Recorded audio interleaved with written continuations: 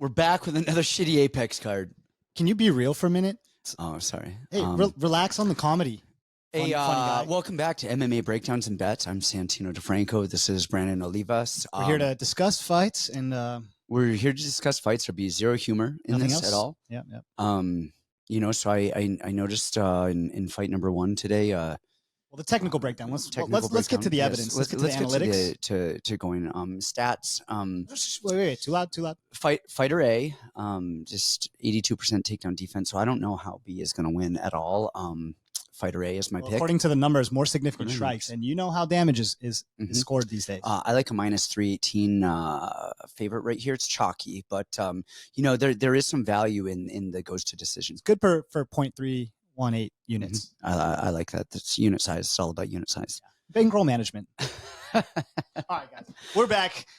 We're back. A lot of people give us shit for either not taking stuff too seriously, or not having a sense of humor, or then being too serious, or I jumped too high, it was too low.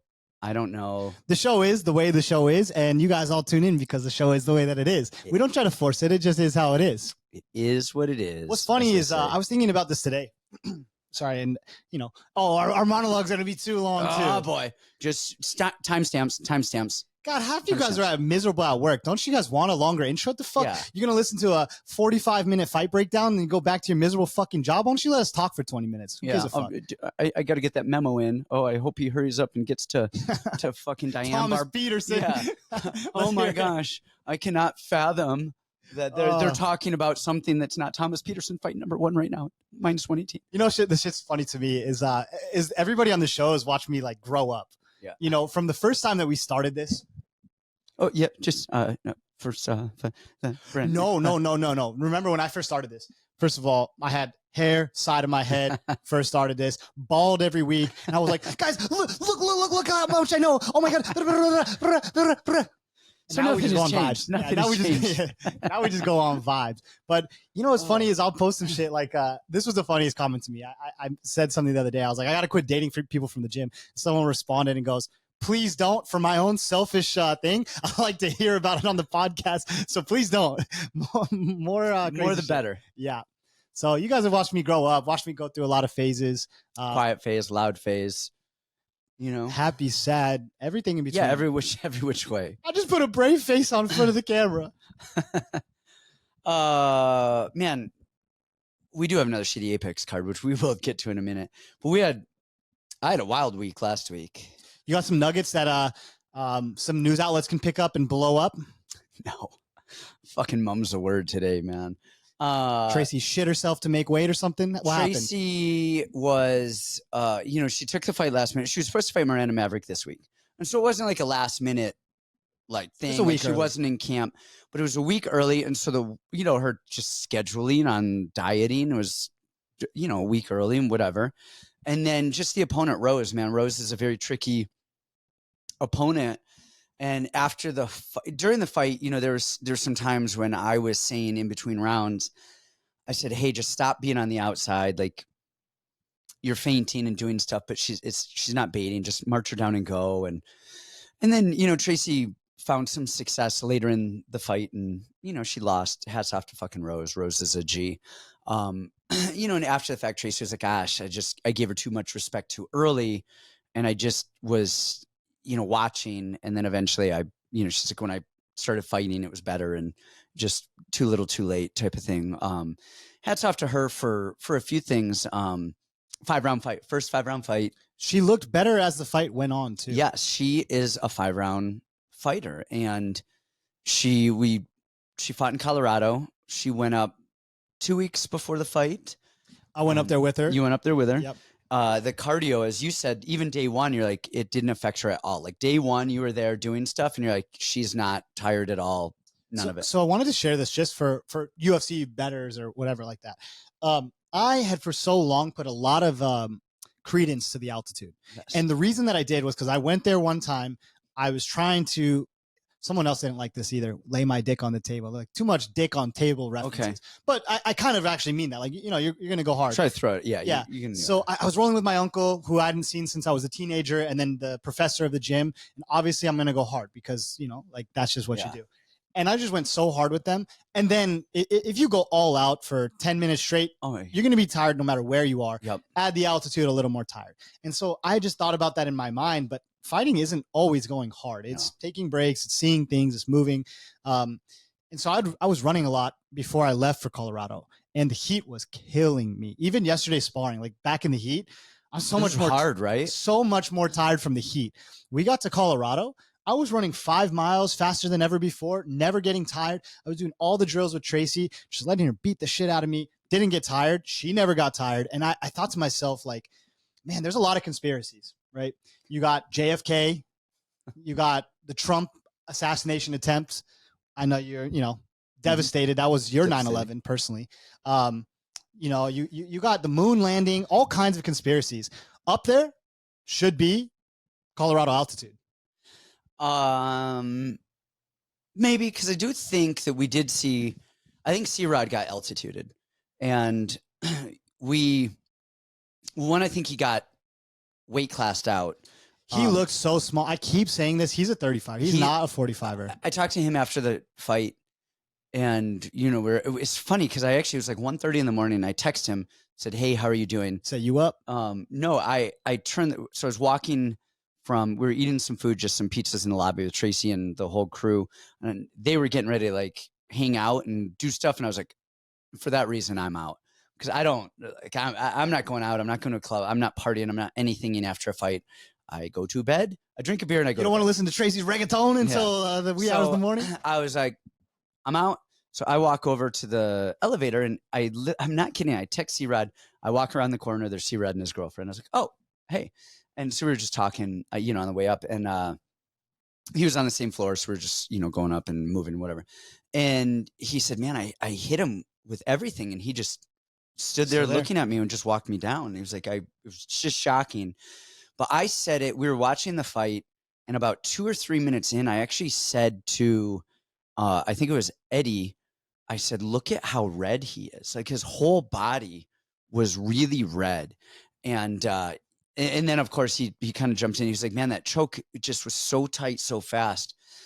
And when you're it's almost like in gi jiu-jitsu, if you've ever trained, or even in no-gi, somebody's really sweaty and they're like wet shirt is smothering you and you kind of panic. It's just you're like being waterboarded. Literally the smother. Yeah. And I think when you're like that, like exhausted and you're breathing like that and you can't catch your breath and it's so chaotic, and then somebody gets a choke, you tap it. It's just a lot. It's a panic to deal tap. with. Yeah, it's a little bit. So I do think the altitude is a thing because we've seen it. But there are different levels of altitude. And I went to grad school in Flagstaff, and Flagstaff is 7,000, 7,200, depending on, where you're at in the city. And when I went up there, that was insane altitude. And the difference of Flagstaff, which is 7,000, 7,200, to Denver, which is 5,200, is a significant difference. So I reference that because Mexico City is around 7,000, 7,200, and there are some high altitude places. Salt Lake City is at altitude, but it's about 42 to 4,500. And then New Mexico, Albuquerque, and Colorado are both around 5,000, 5,200. So there's definitely different levels to that. Anyway, we got off on the altitude tangent, but Tracy did well. She looked good. Very proud that she did it, and she shot her shot. You know what I mean? That's she what shot matters. her shot. Like I'm proud of her for doing that. The weight cut was hard because she, she was on schedule for this week, but she had to mix it up and do stuff there. And I won't say the weight, but I was with her, and then I ended up leaving Tuesday of fight week. And I think Monday we were at the house, and she comes up to me and she's like, I'm this weight. And she was expecting me to be like, nice, I'm really proud of you. That's awesome. And it was pretty high. And I'm like, I'm a lot bigger than you, Tracy. And when I fight 125, same weight class, I'm 6 pounds lighter than you on fight week. Yeah. So I was trying to be I was trying to be positive. And I was like, oh, that's awesome. Great stuff. So I knew there was going to be some kind of friction. Everyone was panicking. The other coaches, owner of the gym, everyone was like, oh, is she going to make weight? Is this? And I'm like, dude, I'm not even. She's a gamer. You said this about her all the time. And, one thing about her is she is extremely positive, almost so much where I was like, dude, shut up. like be a little mad or something. I don't know. No, she's a gamer. She knew what she was getting into. I knew she was going to make weight. There's some weirdness on the scale and stuff like that, but I'm not going to get into details because people just take it and say weird shit. But there actually wasn't. It actually wasn't weird. There actually wasn't weirdness. She went to the bathroom. If I explained everything and just stuff, you'd go, "Oh, okay, well, blah blah blah." But they only see what they know. And well, let's address the elephant in the room for a second. Is that hair for sale? I think she's donating it. To whom? To like one of those hair charity places that they do stuff. She just missed the bag. So, there's some perverts that would pay a hefty dime. So let's talk some shitty Apex fights. Okay, I had a couple more monologues prepared, but we'll save those for future shows. Yeah, you've got to go. I'm selling my house as. Again, if you guys want to sell it, it's still for sale. But we have a showing later, so I got to kind of get some shit ready to do shit. Okay, well, let's what do we have, Producer Gabe? All right, so let's get into it then. We got Muhammad Usman minus 135 versus Thomas Peterson plus 114. I'll go on this because I know we talked before the show, and you said that you wanted to talk about Luana and Lucy, which is the next fight. So I will talk about this one first. I'm actually so pumped for that fight. I know. Oh my God. Because Anderson Silva is here. And so I know that you want to talk, and I asked to talk about it. You're like, hey, just let me do this. So I was like, oh, okay, fine. People on our channel understand. We have the smartest listeners in the world. I mean, that just is what it is. The other channels, when I go there, I said it again. And I just kind of feel like, okay, we're in the space. Everybody's here with me. I said, yeah, the female Anderson Silva. The live chat went fucking crazy. They're like, who is this guy? Get him off the air right now. Female Anderson Silva, are you stupid? And then it just like, the little fire inside me just goes, I got him right where I want him. Right where I want him. Let's go. Oh, man. Well, I have said, oh, my gosh, I got like a stomach cramp in my. Holy shit, you're getting old. Like, I know, I'm so old.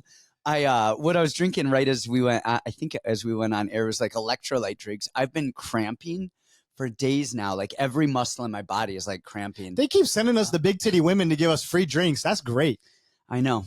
This is what it's. So you want to be a fighter. Kamu, you missed out. They just had a bunch of big titty chicks giving us electrolyte drinks. I'm very well hydrated for this show. I kept going back for more. Another one, please. They're like, you drank our whole stack. We got Muhammad Usman, Thomas Peterson over here. What are the odds? Did you say the odds? I don't even know. Did we lose them? Yeah, so we got Usman minus 135 and Peterson is plus 114. I'm probably going to shit myself at some point in this podcast. I'm drinking this Vietnamese coffee. I'm a rumbling. We're out of our sorts today. We just got done training. We haven't even showered. We're like... No soap in the shower. So if I show up next show with fucking staph all over my face. Hey, Big Bird got staph all over his knees. Of course he did. You were joking about it, but you weren't? He was shredded up beyond. I was like, dude, you got to go wash that shit off. Staph all over. He's disgusting. He disgusts me. Gross ass human. He's gross. Peterson, who did he... Pogues. He fought Pogues last, yeah. And Peter, first of all, his stand-up is bad. His stand-up isn't even the worst. That dude just likes to get hit. I don't know if it makes him feel alive or something, but him walking into Jamal Pogues, it's like, if Pogues actually had a little bit of power and would just plant some shit, that dude was like a speed bag. His head was wild. But that's how he used to fight on the farm, I guess. I know.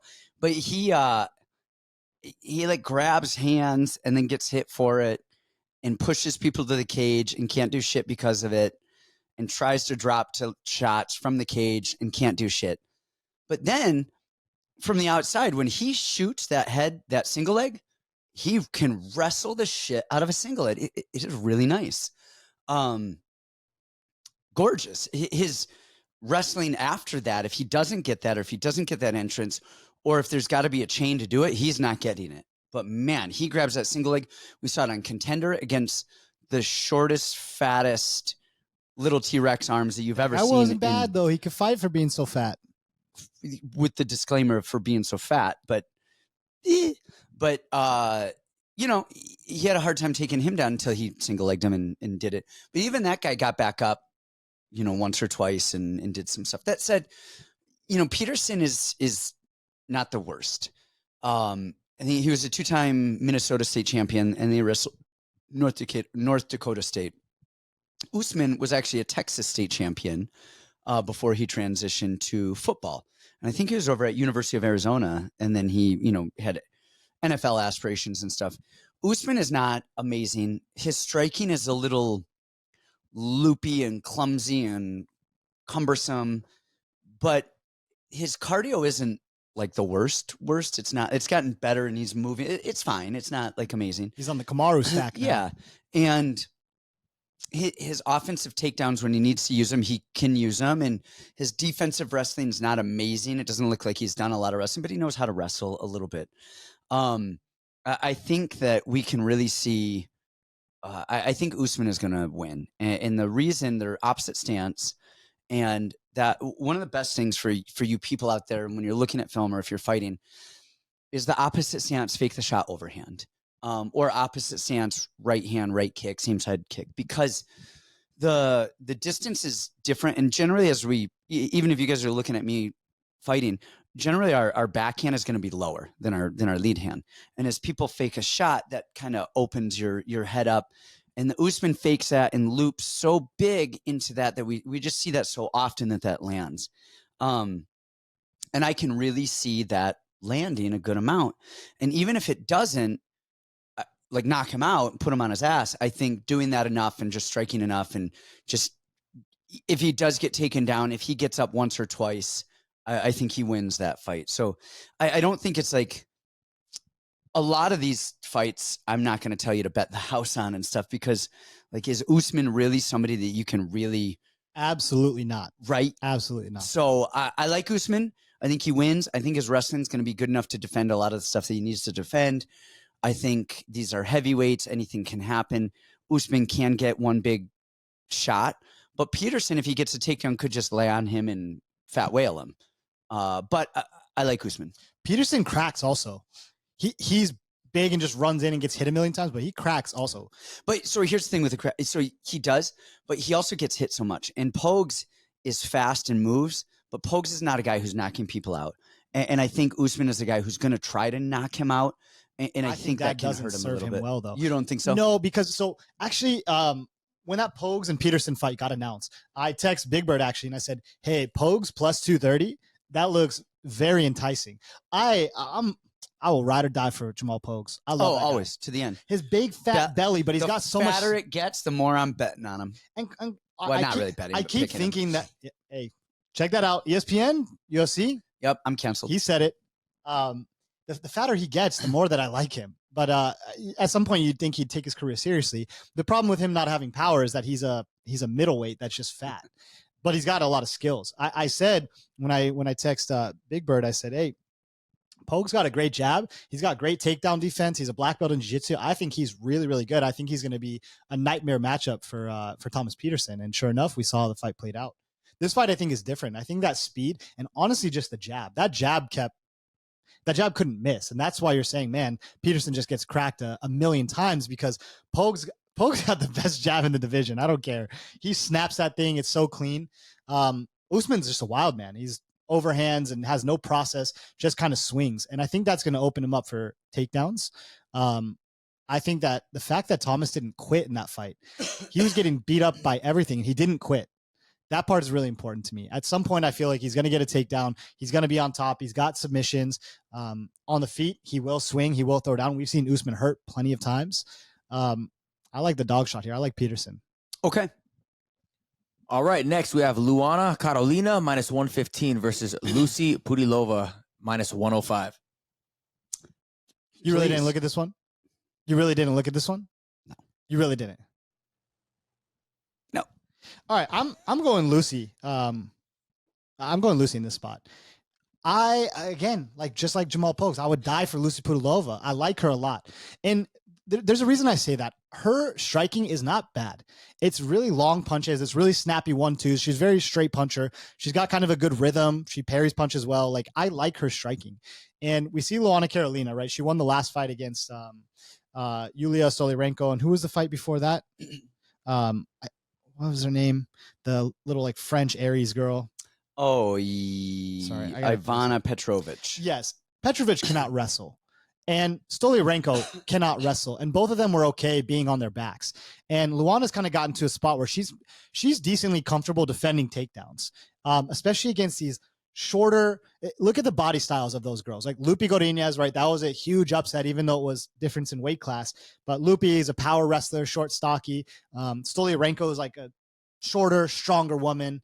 And then same with that other girl, right? They're all none of them can really wrestle. The thing that I like about Lucy is she's a very long wrestler. You like to teach us that stuff where we're like long around the arms, or I'm sorry, around the legs. We wrap it, straighten our arms, and take people down. She's really good at bundling legs, wrapping, taking, and her top control is awesome. She's pretty nasty on top. For me, this fight comes down to this. Lucy Pudilova is the underdog here. I think that she can win minutes on the feet. I don't think it's a complete wash. With Luana and Stoliarenko, complete wash. It's not that close of a fight. That other girl, kind of okay everywhere, not good anywhere. And so, yeah, I would give Luana the striking advantage there. Here, I think it's a much closer fight. And then I think you have the grappling upside of Lucy, obviously, right? Lucy could take her down and control her for 3 rounds. She did that to Jocelyn Edwards, who has looked better and better and better each and every fight. Super athletic, thicker, bigger butt. I think I like Lucy here. Like, I just think you have more advantages. I don't think it's a wash anywhere. Might be a close fight, might be a little split decision, but give me the girl with the grappling upside. Nice volume, sharp, straight punches. I like it. You heard it there, folks. What you got to say? Next up, Loic Radzhabov -118 versus Trey Ogden -102. Initially thinking about this, I just remember Loic in his Ravena fight. Gosh, just getting calf kicked and inside leg kicked, and then we saw how bad Brzeski looked. Who did he fight? Was it Diego Ferreira? Yeah. Was it that, yeah, killed him. And, where everyone was like, yeah, man, Brzeski is the best there is. And then that happened. So you're just kind of like, gosh. The Loic thing, I think stylistically, Brzeski beats Loic 99 out of 100 times. I think it's just a tough fight for him. The low kicks and then the wrestling and the power. Like, that's a very, very hard fight.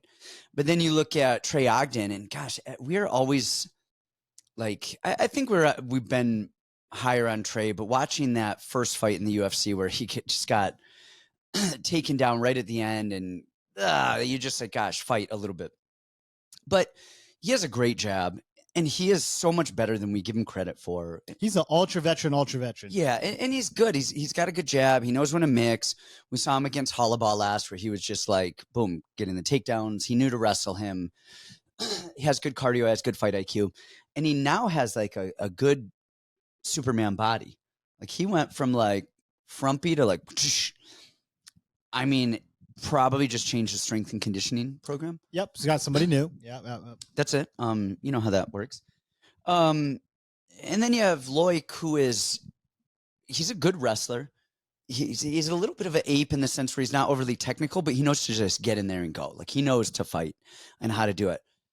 My issue with Ogden is kind of the same thing with Patterson.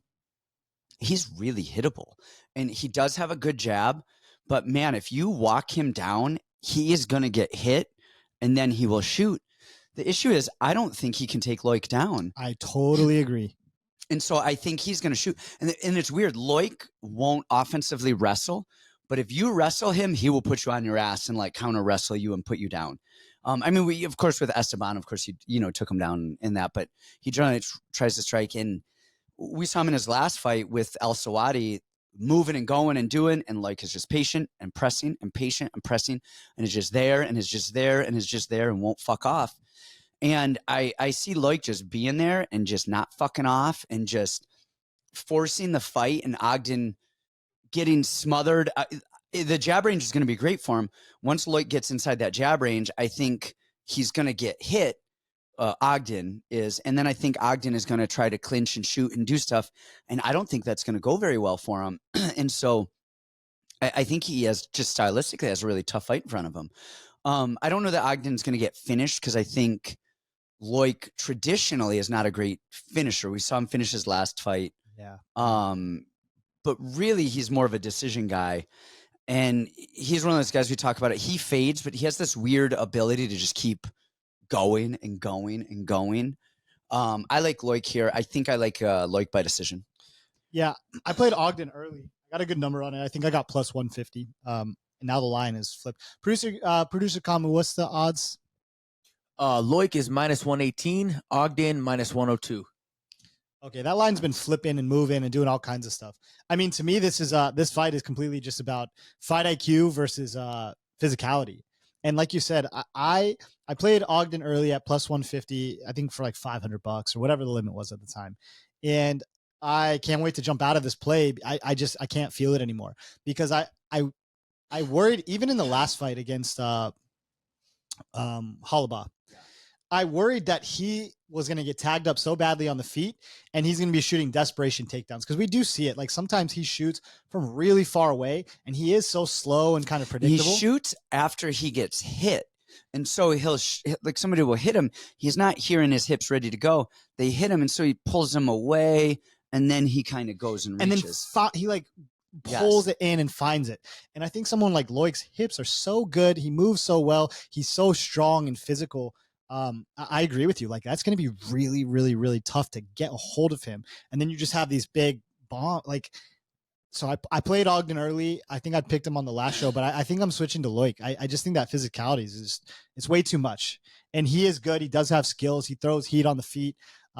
His last fight, he was getting picked apart by Al Sawadi, but Sawadi moves better and he's got a bigger arsenal. And Sawadi can wrestle like crazy too. I don't think he was like getting picked apart in the sense where he's just beating him up. It was like he was touching him and moving so much. Yeah, and but it was just a hard tracking. But he never looked like outclassed. No, that's not what I said, but he was down 2-0. Yeah. It wasn't like a debate about that. He was down 2-0, came back, got the knockout. I don't think Ogden moves enough or has a wide enough arsenal. And then, he resorts to the grappling when things go wrong. Well, how do we feel that's going to go? So I'll be honest, I like Loic here. Last thing that I want to say on this is I was looking at Ogden to see where he was training for this. His own gym. His own gym. And I see him drilling with Garrett Armfield, who's a 35er. And, some of the just other guys, Miles Johns and these guys. And I just don't know that, man, Loic is getting fucking manhandled by someone Kayla over at Harrison. Kill Cliff. Yeah.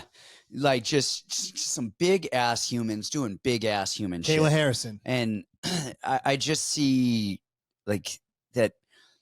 I like Ogden's fight IQ from running his own gym and doing stuff, but I think the pressure of somebody that's not running their own gym, the physicality pressure, not the mental pressure of it, is I think going to be hard for him to deal with when he's not used to that.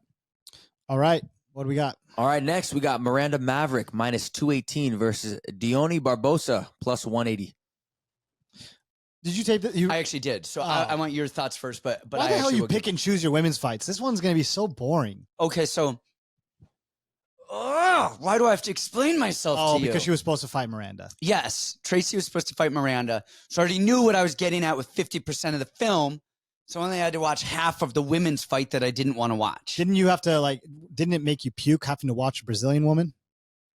Well, yeah. Me too. All right. What do you got? I played Diony Barbosa. I think the line jumped to like plus 200, something like that. Miranda's good. I feel she's regressed a little bit in her striking. Just everywhere in her overall fight game. Yeah, exactly. There was some years ago where like Cormier got a thing for her. So, big boy, he got a thing for her. He was like, oh my God, her boxing. This is freaking Muhammad Ali in here. Oh my God, her boxing. Jesus Christ, her boxing. And she looked good in that fight. I can't even remember what fight it was, but it wasn't that level of competition, right? Now we've seen her getting out-dogged on the feet by Jasmine Jasovicius, and no bad thing. Jazz is a good fighter now. Like we just saw what she did to Fatima. Mav is good. She's a little bulldog. She seems like a weird body for the division. She's just so short and like wide. SpongeBob. Yeah, there's nothing wrong with. You called me SpongeBob so many times over the years, so hey, nothing wrong with that. All right.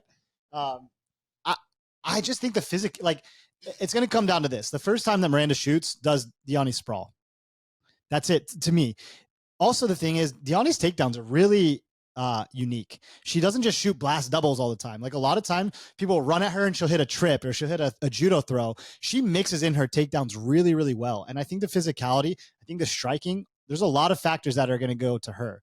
In her last fight, obviously, she got real tired in that third round, but keep this in mind. When you think you're about to finish and you have a full rear naked choke and you're sending in, giving everything you have, you're going to be a little tired if you don't get it. And that's what happened. And she still found a way to win 2 rounds.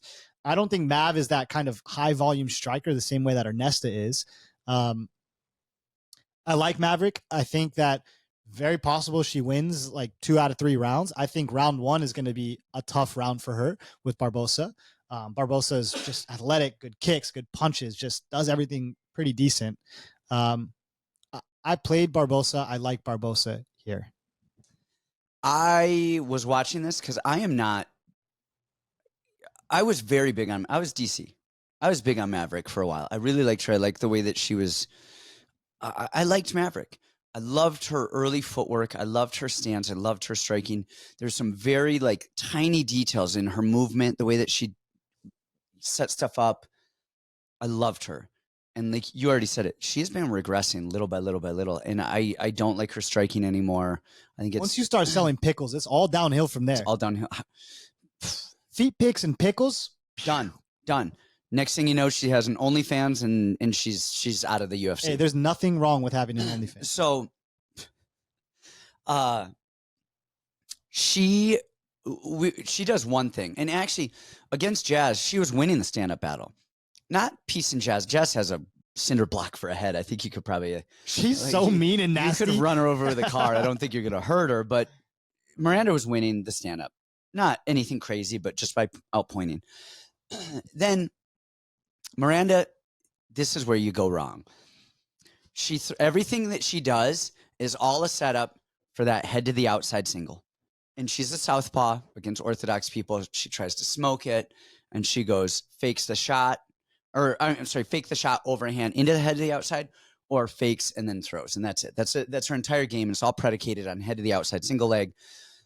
With Jazz, she kept the single leg. In wrestling, we call it a crackdown position. If you have the single leg and you ran it to the mat and you're holding my leg, but my other leg is free, all Miranda had to do is in that transition, bring her inside arm from the single leg outside. So as they fall, it would kind of be like around both legs to stop the hip heist. Yeah, to catch it. Yeah. So she hit that head on the outside. She sits.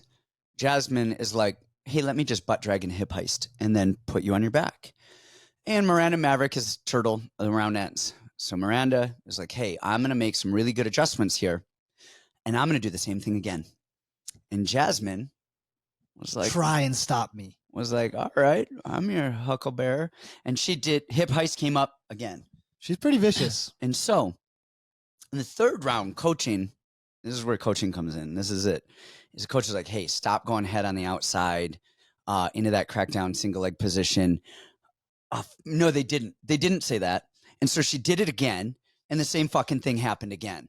So fucking fight IQ is real. And hey, somebody quote that, print this out, and be like, Santino calls out Team Elevation's head coaches. You guys are assholes. But she just did the same thing again and again and again and again. And Jazz wrestled her whole life and is going to hip heist and do it. The thing with Barbosa, and so let's move on now. So first of all, Miranda can fight. She's a dog. She's going to fight shit to the bitter end. I don't think she has I think her technical abilities are better than that fucking fight IQ that just let her do the same thing again and again. She does know how to fight. She's good.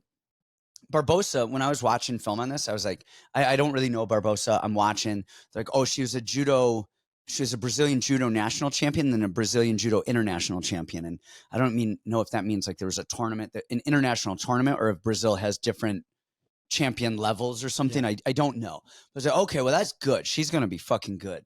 And then I watched Jenna Bishop hit her with a right hand and sit her on her ass. I'm like, what? And then not get. But Jenna cracks everybody. She always does that. Yeah, but she's slow and clunky and whatever. Be nice. So Barbosa, she's fast. She's athletic. She does so much stuff well. But at the end of the day, she's a judo girl. And when you shoot on her on the leg, she's falling over like a tree. And then she's staying on her back. She's not coming up and doing stuff. And if she scrambles and finds her way on top, she's good. But she is not educated enough on the leg wrestling to find her way on top. And I think Miranda is going to probably lose round one. And then I think Miranda's going to start. Honestly, if Miranda does her head on the outside single into a crackdown, I think Miranda will win that situation against her. She just can't get guillotined. That's the biggest thing. She can't get guillotined. And Barbosa's jiu-jitsu is good. She has some good jiu-jitsu. She does. But I like Miranda here. It is short notice, ish, like 2 weeks ish or whatever it is. So Barbosa's coming up. I think I think this is a big step up in competition. Miranda is more experienced than anything Barbosa has ever touched. She is like under Cyborg, and that's her main girl and main training partner. So that is some good, valuable experience. I think I'm kind of with you. Miranda wins the fight essentially, but I think the value to me is on Barbosa, at least especially 100%. pre-fight. Yeah. I think Barbosa is going to have some very good moments, and Miranda is just going to be that much more of a dog, more experienced, better leg wrestler, better MMAer, and better pickles. All right, next we have Brian Kelleher plus 164 versus Cody Gibson minus 198. I am pinching my cheeks not to shit all over this couch. Man, I am so happy to hear that. My stomach is going crazy. I haven't even eaten anything except overnight oats. That's it. This is tough. All right, let's talk about this one. Show must go on. And let me just say for the record, after that explanation, no, you cannot use the bathroom in my house afterwards. Oh my God. Like, you need to go find a Starbucks or something with the homeless people and ruin their bathroom. You know what I do too? This is like, so I do sales for a living. I do in-home sales, right? Go sell them grass and shit like that. And one of the power plays that we always been taught is like, you get there and then you just be like, can I use the restroom? How many bathrooms do you think I shit in over the years? Oh, 5 man. years. A lot. And how many times do you think I flushed it? Probably 12% of the time. I'll sell them a $20,000 package and you'll be like, check your bathroom, and I just leave.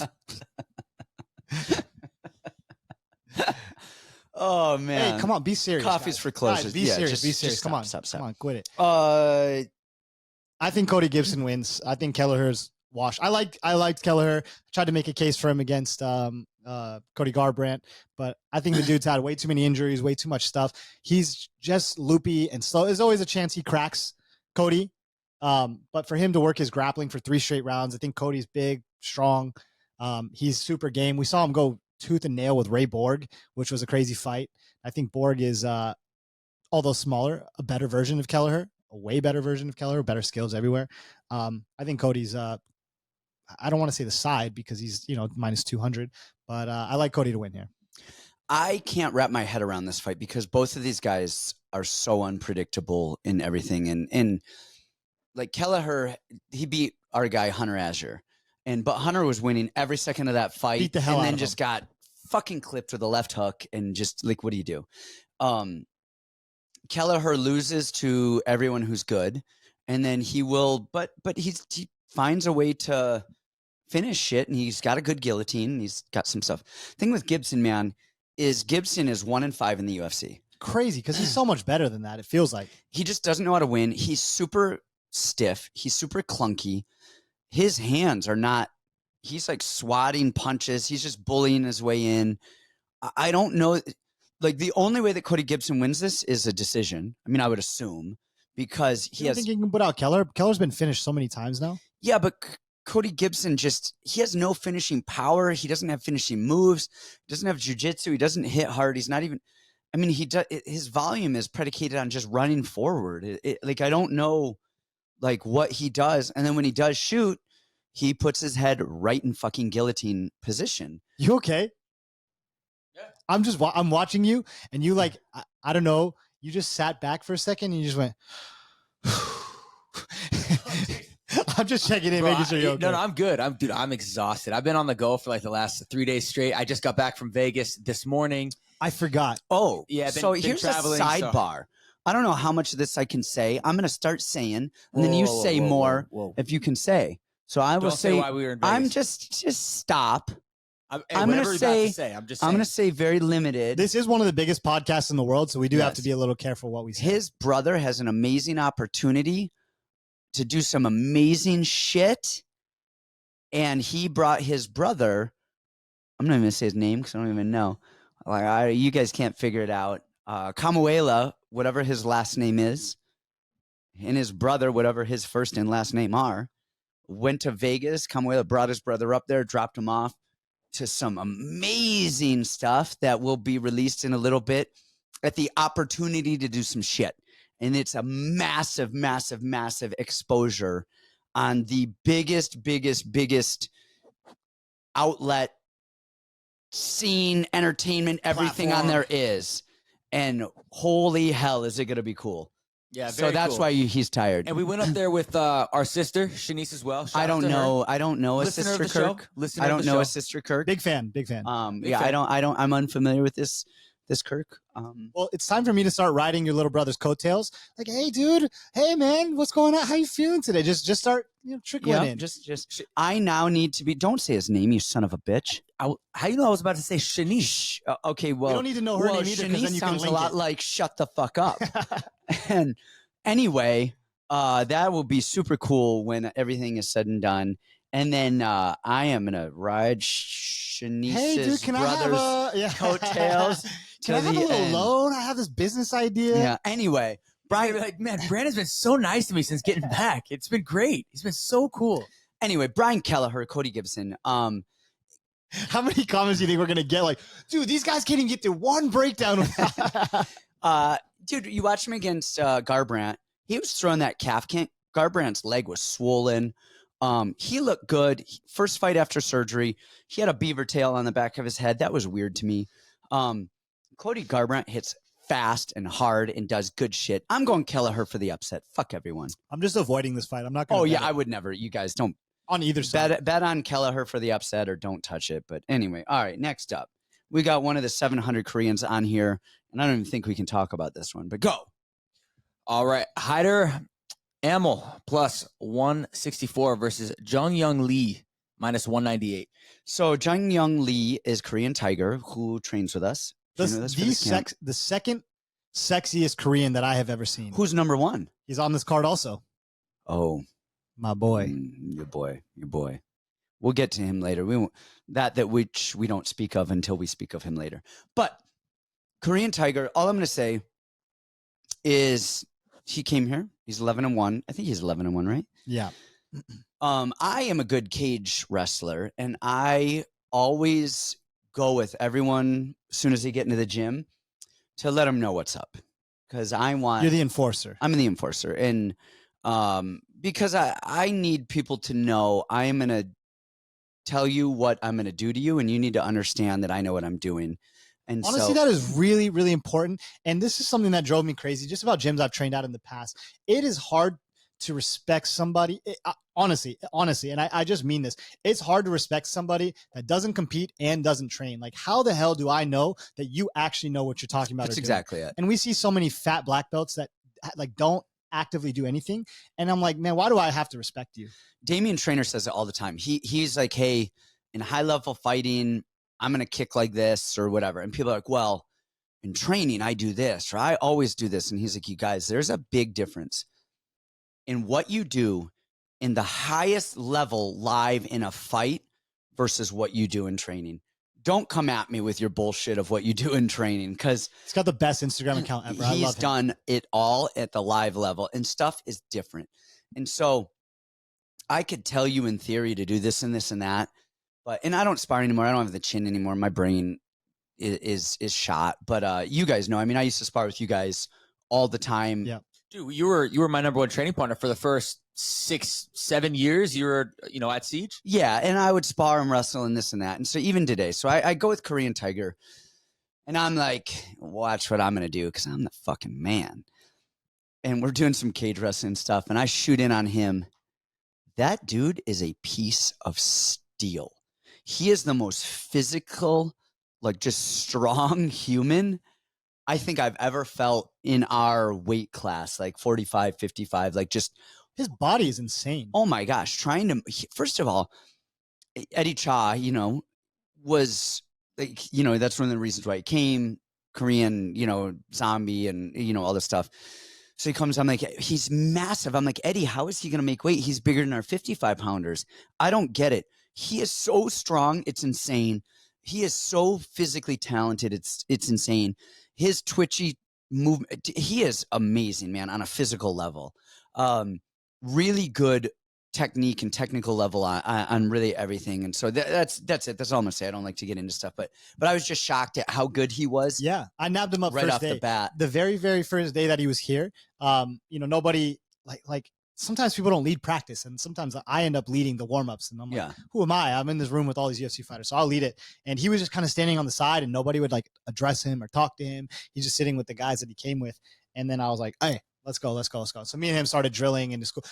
His shirt off. It was hard for me not to be aroused. I'm gonna be honest. I'm just gonna be honest. His shirt is off. These tight little shorts. I'm like, well, dude, we all know how you feel about them Asians. I know. Oh yeah. My Asian girlfriend, she's a little worried that I'm dipping into the other, conquering the other Asian nations. Yeah. Right? We start drilling, and he just every time I shoot on him, I'm just, oh my god.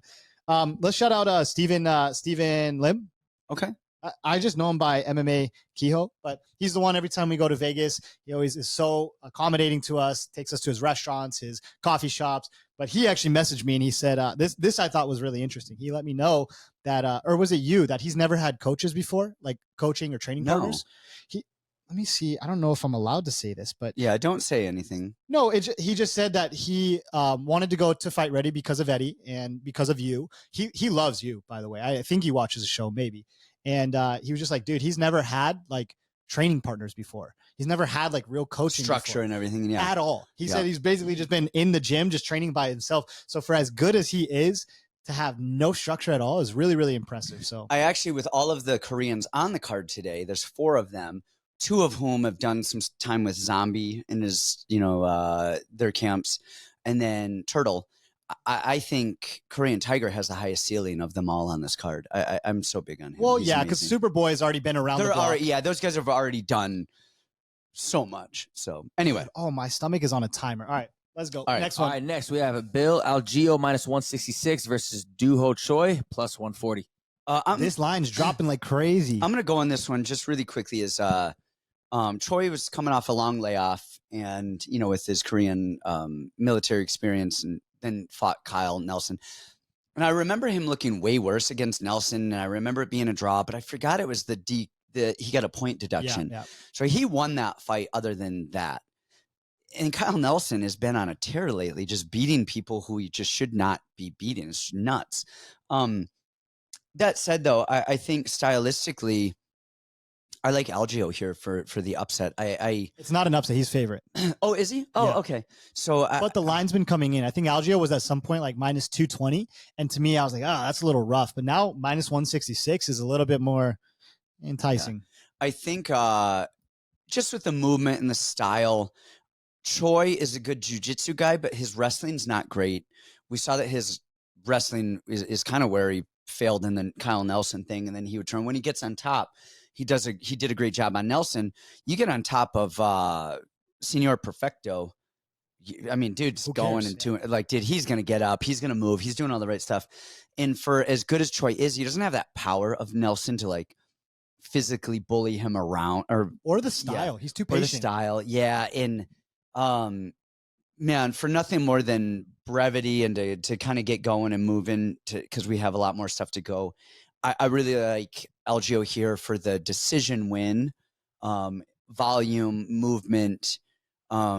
It's hard. Algeo is not a phenomenal finisher, but I think I like him here. I totally agree with you. And, it was hard for me to look at this, especially after both their last performances, and be like, Algeo minus 200, play it. But Algeo minus 166, like, starting to become a great line.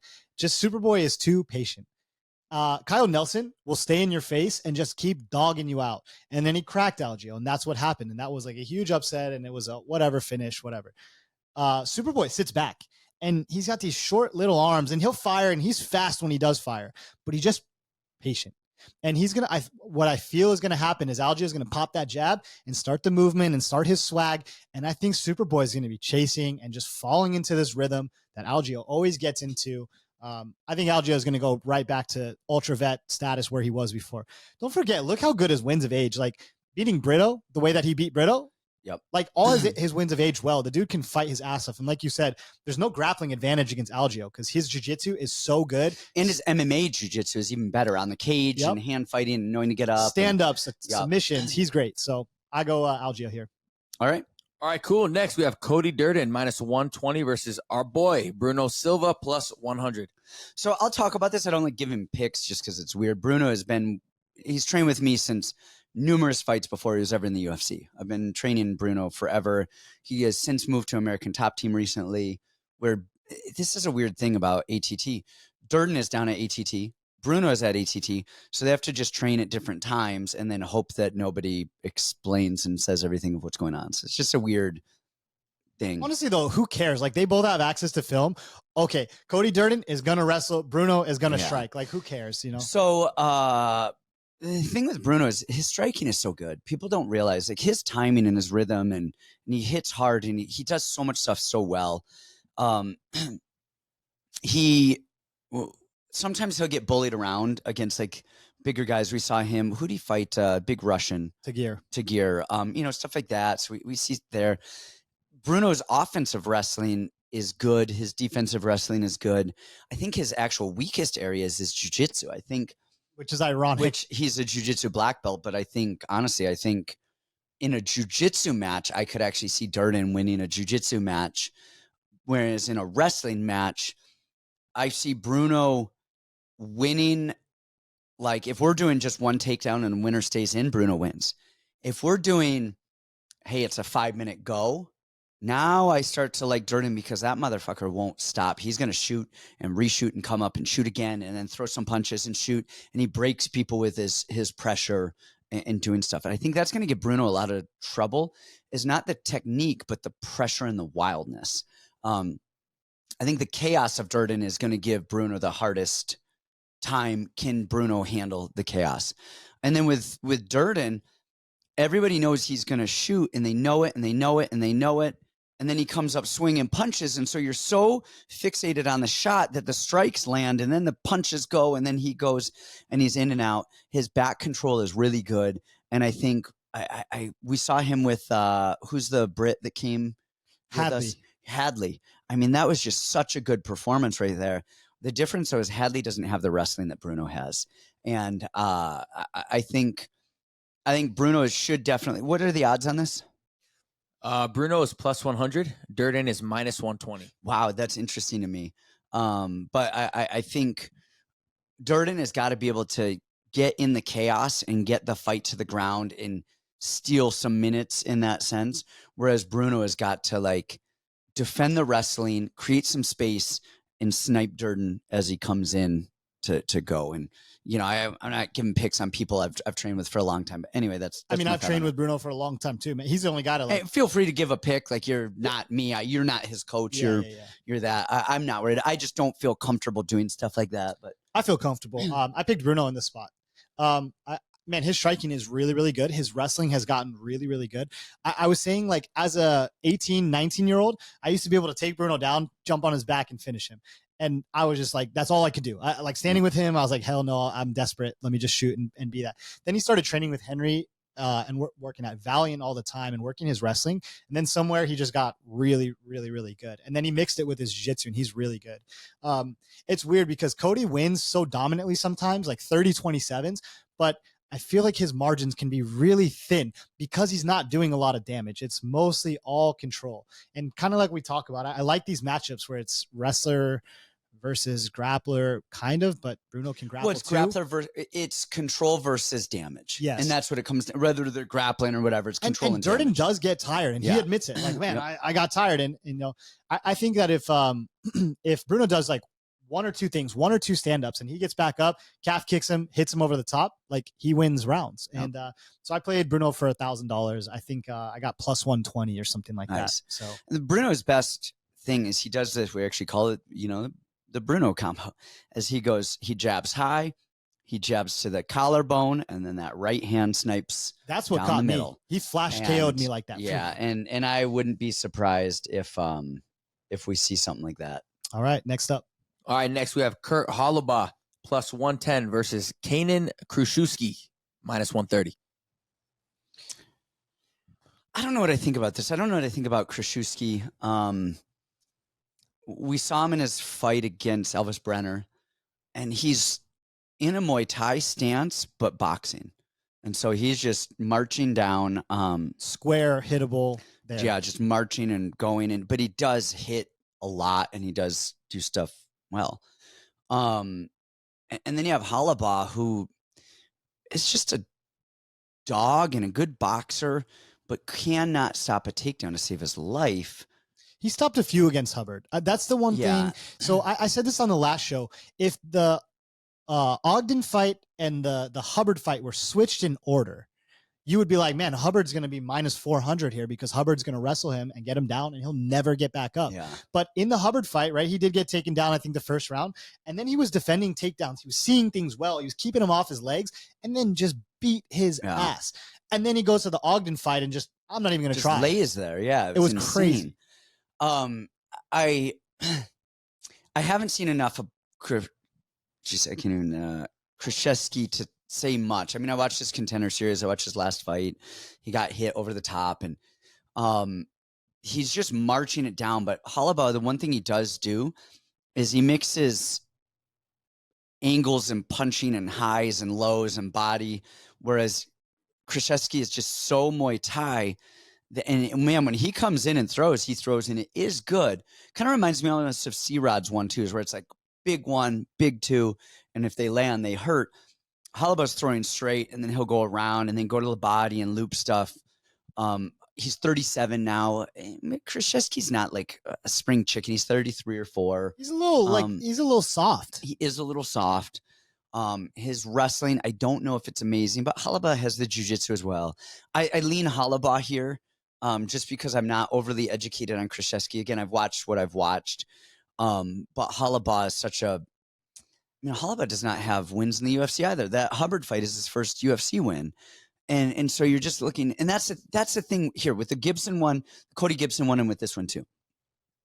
These are guys who washed out of the UFC. And they got back in, both of them, on the Ultimate Fighter because they weren't winning fights on the UFC. And you get a guy like Hunter was in the UFC as well, and he was on that show as well, but he went 2-2, and his last fight was a split decision loss against Jack Shore. And so that's a guy who has wins in the UFC. And then Gibson is like, 1-5 or whatever he is, and then Halabaugh is the same, like kind of the same thing. And so I really don't know if Halabaugh should be in the UFC. And I think Halabaugh should win, and stylistically and this and that. And then there's just this, like, we talk about aura, where it's like Krzyzewski, like, I don't know him well enough. And he's got no aura. Don't worry about that. No, and it's not the aura, but it's like he took that Elvis Brenner fight, but Brenner has the aura. And Brenner got some weird aura. Brenner has some aura, but I don't know enough yet about Krzyzewski to say, is that a guy that would just fight to keep himself in the UFC? Whereas Halabaugh, I cannot count on him to keep himself in the UFC. Even like a Kelleher, who's fighting Cody Gibson, and we say, oh, he's washed, he's this, he's that. At least he's 8-8 in the UFC. He stayed in the show. Yeah. And that is something. And to stay in and to fight your way in and to do this and to not lose to all of these guys, that is just something. So I think Halabaugh wins it, but I wouldn't put $1 on this. I actually think I want to play Halabaugh, like a fair bet. Okay. I just think I like his boxing. I like how I like and I don't like how he crashes the pocket a lot, because he is so close in range and he feels comfortable, but one day someone's going to tag that chin. So honestly, I think fight ends by KO is probably a great play here, because either he crashes that pocket and pressures Krzyzewski and kills him, or he gets caught coming in.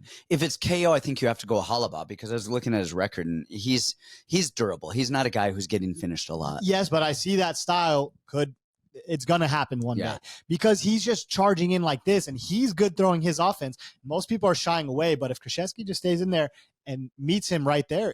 And Halabaugh moves his head just out of the range, and at some point, somebody's going to be 2 inches closer. Right, exactly. Yep. And I think he's a little taller. I think fight ends by KO. I like Halabaugh here. I can't trust Krzyzewski to put together a 15-minute wrestling game plan. I don't even think that's in a Brazilian's blood to just lay on someone for 15 minutes, right? You got to put that dick on the table and swing it out. Always. Yep. All right, I got Halabaugh. All right, next we have Steve Garcia minus 142 versus Sung Woo Choi plus 120.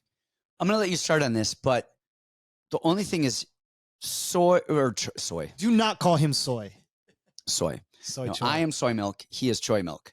The only reason why he's a dog here, right, is the liability of his chin. Of course. Right. I mean, like, we're just so And let's just him spamming left hooks over. yeah. Let's just get that through right now. Give me your thoughts on that. Well, that's exactly why I played Choi. I played it live on the last podcast. I put like 1,500 on Choi. You're getting the better fighter at dog odds on the liability of a chin, but they both have chin issues. And Choi can fight 15 minutes.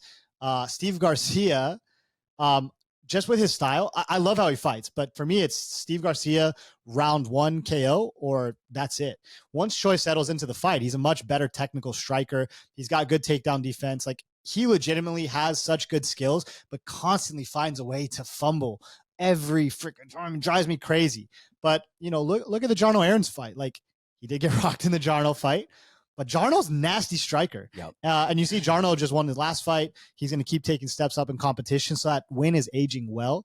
I think Choi is really good. You're getting the better fighter at dog odds. How could I not? And the other thing, too, is Garcia keeps winning these fights based on guys who are trying to grapple him. Melky and Shilan Nerdebecki, those are both grapplers that don't have a lot of striking, tried what they wanted to, and then the new round came out, and he was like, all right, here we go. Yeah. Killed him. So it's going to be a difference in style, a difference in everything.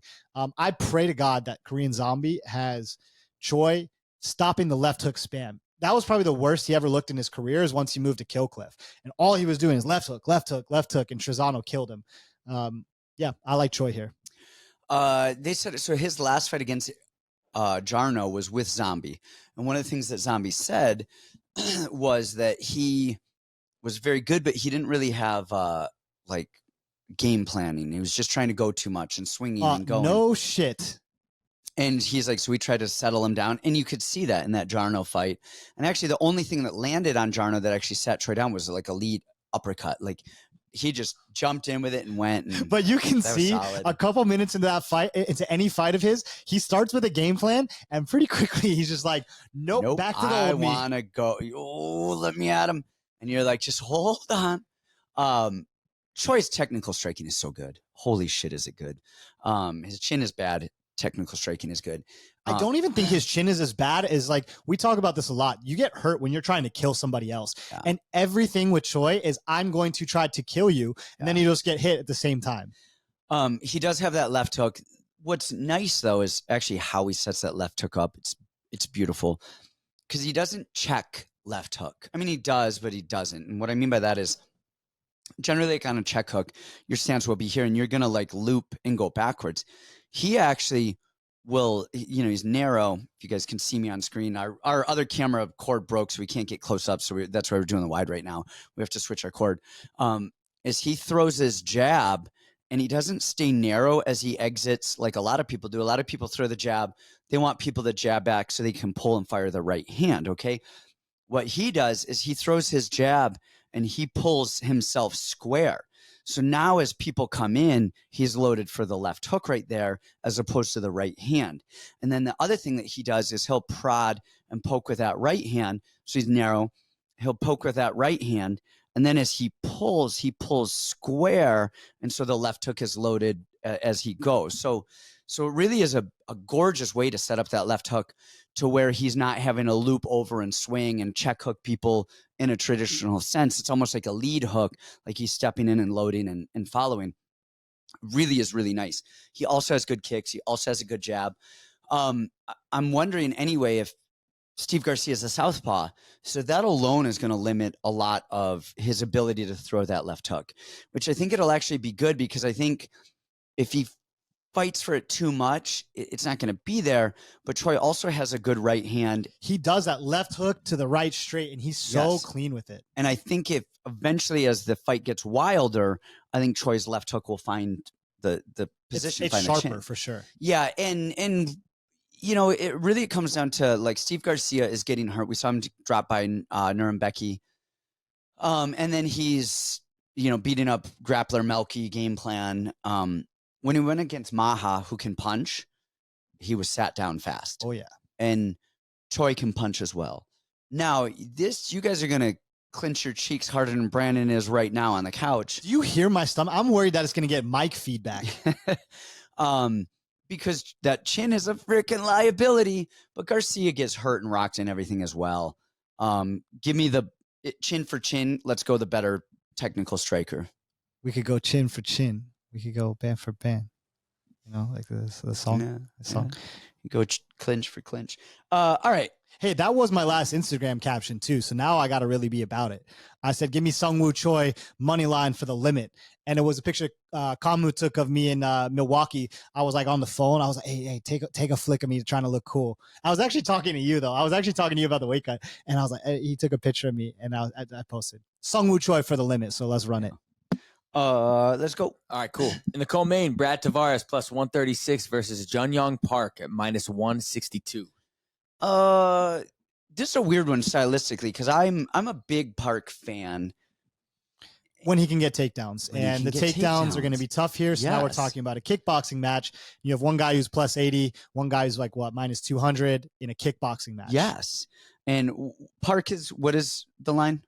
Park is minus 162. Tavares plus 136. Yeah, and so I like Park when he can get the takedowns and ride the back. We saw it in the Eric Anders fight where Park just kept pressing and shooting, controlling, and then Eric would shoot and not be able to get it, and volume and this and that. Now, Park's volume is good, his cardio is really good, but his power, he's not hurting people with his hands. Tavares, who isn't a huge power puncher, but has good enough, he's good everywhere, and he's hard to take down. Like, you don't see Tavares just out wrestled a lot in these positions, and I really think that stylistically, if Park, how does Park win? Volume and then pushing him to the fence? Because if he can't get the takedown, I don't know that he hurts him with punches. And so then it's just like a spam bot. And can he spam enough without getting hurt? And in those fights, you take the plus money.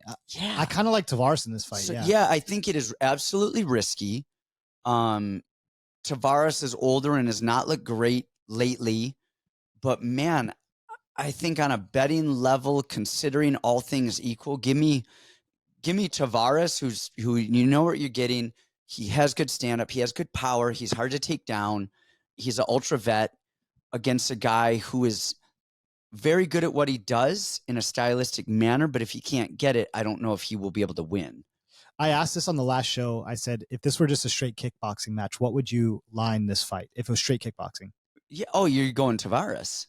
So now, like, if Park can't get minus 250. Exactly. And so, well, no, hold on. Even before we do that, on a straight wrestling match, you go Tavares as well. Well, we've never even seen Tavares offensive takedowns either. Yeah, no, you haven't. But if it's not even, it's like, how long does it take Park to get a takedown in just a wrestling match? It's like, well, 7 minutes, 8 minutes, 9 minutes. I don't know. Like, I don't know that it's going to happen in a cage and like there. So it's certainly a different style that, again, this whole fight card to me, like the theme of it is the styles, right? Yeah. A lot of these lines are predicated on like recent performances, but the styles are, look at Steve Garcia. He's fighting grapplers that are trying to hang on to him for dear life. Well, now he's fighting a striker and he's the favorite, it's all styles. So for me, I like Tavares in this spot. Okay, good. I'm glad. Well, producer Kamu's like sitting here. He's about to like go crazy if we picked Park. I see him here like, oh, you better pick the Hawaiian. Like he's just sitting back here antsy. He was about to quit right then and there.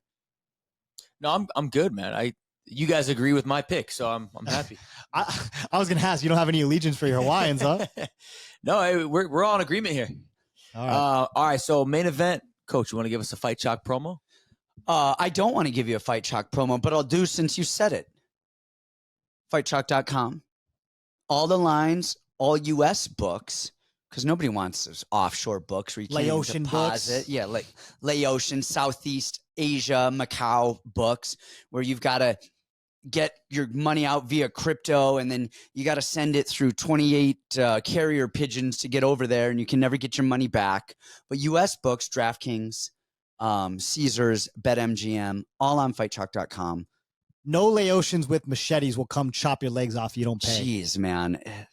Just the IRS is the same thing. You guys have got to take my analysis with a grain of salt on this one. Do you know why? I know you're a loyal man. Yes. You are a loyal man. To a fault. But if Amanda Lemos showed up at your door and she knocked on it and said, Santino, it's time. you would let her bend you over and do whatever she needed to do to make time She'd correct. peg the hell out of you. She'd lube you up, peg the hell out of you. So go ahead. I love Amanda Lemos. Is she 50 now? Honestly, she's coming into range of where I would be more attracted to her. If she gets 55, I'm in. She gets another couple years older, and you won't be able to turn her down. God damn. Right now, she's still a little too young. Not enough gray hair, not enough wrinkles, not enough kids. Oof. But in due time. So I don't know that she's going to stop Jandiroba's body lock takedown. Jandiroba has such good grappling. Her top pressure is great. Her jiu-jitsu is great. Her stand, she looks like a Fraggle Rock. Like, she looks like, if you guys ever go watch Mr. Deeds. Have you ever seen Mr. Deeds? Is that the one where they take the crowbar on his foot? Yeah. That's the only thing I remember. Yeah, and he has a guy, it's Steve Buscemi is the character Crazy Eyes. And Crazy Eyes, his eyes, Verna Jandiroba is Steve Buscemi from Mr. Deeds. Look it up, tell me I'm not correct. So even her stand-up is like just so wide. Her stand-up is like her eyes. Like, she's punching left and right. She can't throw straight to save her life. It's like, which way is my left eye looking and going? But it's awkward enough to like make shit weird to where you're like, oh, what the fuck is she looking at? Ah, she got me. And then she's grabbing you and you're confused because you're looking at what she's looking at. And man, but she gets you body lock on that fence and goes, and she's dragging her ass into deep water. But Lemos is physical. She does know what she's doing. She's got a couple wins in a row. And she just has that clean boxing. The Andrade loss. Fluke. Like, no, not really. I don't know that it's a fluke, but I don't know that it would happen again out of 10 fights. You know what I mean? So there's that. I got to go Lemos here for just having two straight eyes and understanding that what she's punching at. And just my love for, I cannot go against Lemos. Understanding what she's punching at. So I got to do that. I cannot go against Lemos. I won't go against Lemos. Can you be serious for a minute? I know every podcast is going to talk about Jandiroba's eyes. Have some respect. I'm sorry. I really like the way that Lemos sets up her punches and they're nice and clean, and then she'll move away. I think on the fence, she's gonna really have a good time of like fighting the wrist, scooting out, and not getting stuck there. So, for that reason and only that reason, I think I'm going to go with Amanda Lemos here for the win. Great analysis, Santino. Thank you. I appreciate that. I was working very hard at that. I'm sorry I got sidetracked a little bit, you guys, with her eyes. Is it my turn? It is your. Would you please explain? Okay, I will speak my opinion if you're ready for quieter, it. Quieter. Okay. I think 5 rounds is a major thing here. I remember, oh my God, I've been drinking a lot lately, which I appreciate more in life. I really never drink, and in this whole like last week, I've been drinking like a lot. It's funny. I remember a long time ago. Hey, look, man, when you are drinking Asian coffee, when there are Laotian women with machetes, like the only thing for you to do is to drink like rice wine. Oh, dude, I'm all in on the Asian drinks. It doesn't hurt my stomach so much. I get super drunk, and then I don't even understand the machetes. It's like toys. Yes. I got drunk, and I bet $1,000 on Lupi Godinez round 2-3 KO. It was like crazy odds. It was like plus 1,800 or something like that. That's if you guys want to do. Here's some good financial planning advice. This is legal financial advice right here. So always follow this to a T. When you are betting fights and you're like, hey, let's bet some fights. You're like, all right, I'm going to put some money down. This is what I told Brandon when he first started. Okay. So he was like, hey, I'm betting and this and that. And we had, Warley Alves, we came over, we watched film, and I said, all right, like go have your picks, have your bets. And then like you do everything pre-fight. And then as the fights go on, if you miss or you lose, just drink more alcohol and then start chasing all of the dogs. And then the more you drink, the better your fight analysis will be. And that's what you realize. Tunnel vision. Yeah. Yeah. You realize like, hey, I'm fucking hammered right now. I'm going to go make a lot of bets. This is a really smart decision. Anytime you're thinking of making a decision, always do it after a couple of drinks. And that's generally the better decision. I did get drunk last week and then we swept bare knuckle. I made like 10 grand. I was like, whoa, where's all this money come from? But when I'm actually sitting there studying, I lost 30 G's. I'm like, hey, for real though, Kindle and I on like numerous houses have like been like, oh, well, even when like the first house we actually ever rented together, we're not even married yet. We had a appointment to go see a home, and it was like, we're kind of like driving around from home to home. We had like an hour or something in between homes. So we stop at this like little wine bar, and we have a couple glasses of wine, and then we go see the home, and we were like, this is amazing. We loved it. We signed like next day, we're like sending our application. We get it. We go into the home and we're like, oh my gosh, like I don't remember. There is like an animal smell. It had like an old oven that was like in the wall still from like 1967. The kitchen was turquoise. We lived there our next 2 years. Oh my God. Anyway. All right. So don't do that. But I did get drunk. I bet Loopy round 2. I was trying to get to a point here. Round 1, Loopy was tagging her. And I said, oh, we're cooking. And then you could see Verna getting a little slow, a little tired, looking a little left and right. I was like, hey, everybody, it's all on me today. I was like, 18 grand I'm about to make. And then Loopy starts pulling heel hooks and doing stupid shit. 5 rounds is going to favor Lemos. She fought hard until the end. I know she got killed by Wei Li, but she fought hard until the end. Verna's going to slow down at some point. I think Lemos has the jiu-jitsu to hold her off, make her tired, avoid her. And honestly, all it's going to take is one big punch just to make Verna hesitate just a little bit.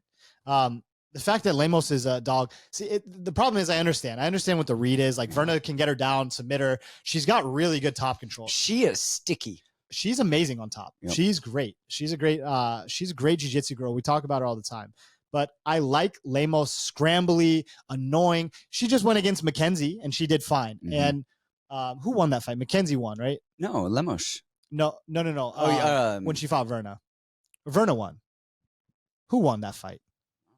Keep talking. I'll look it up. Anyways, I gotta go. I like Lemos. I think Lemos gonna get the knockout probably in. FanDuel always does. Mackenzie won. Okay. Yeah, FanDuel always does the things, the rounds 2, 3, 4. I think that's the sweet spot I'm going to hit. I don't think it's making it to the 5th round, but I think that, maybe Verna can blow herself out in the first. So rounds 2, 3 KO, 2, 3, 4 KO for Lemos is probably a great spot. So I'm going to play it. And I think I put $1,500 on Lemos money line. Bye.